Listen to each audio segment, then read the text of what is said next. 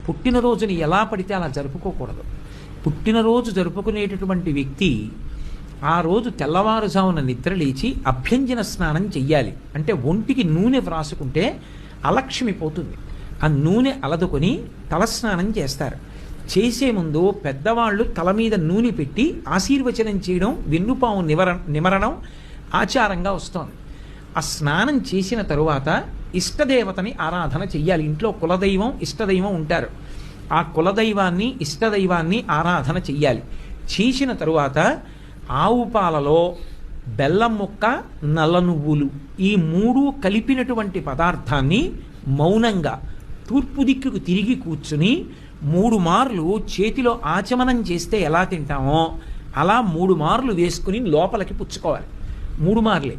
ఎందుచేత అంటే నల్ల నువ్వులు, బెల్లం, ఆవు పాలు కలిసినటువంటి పదార్థాన్ని 3 మాటలు పుచ్చుకుంటే వచ్చే పుట్టినరోజు లోపల ఏదైనా గండకాలం ఉంటే తొలగిపోతుంది అని.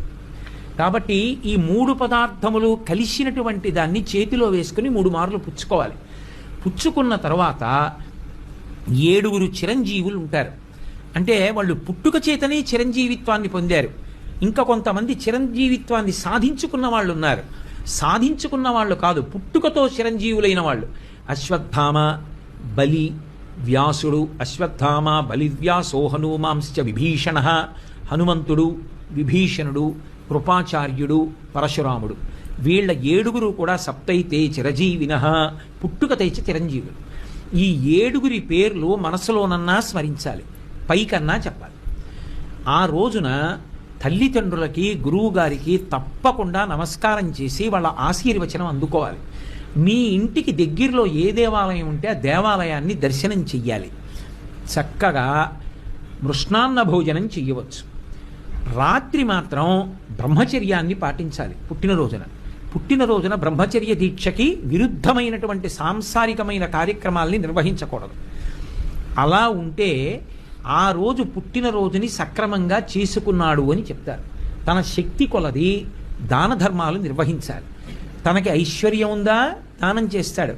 తనకి ఐశ్వర్యం లేదు, గోగ్రాసం అంటారు. చేతి నిండా కాసిని పచ్చగడ్డి పరకలు పట్టుకెళ్ళి ఒక ఆవుకి తినిపించి ప్రదక్షిణం చేసి నమస్కరిస్తే చాలు. ఇవి పుట్టినరోజు నాడు తప్పకుండా జ్ఞాపకం పెట్టుకుని చెయ్యవలసినటువంటి విషయాలు.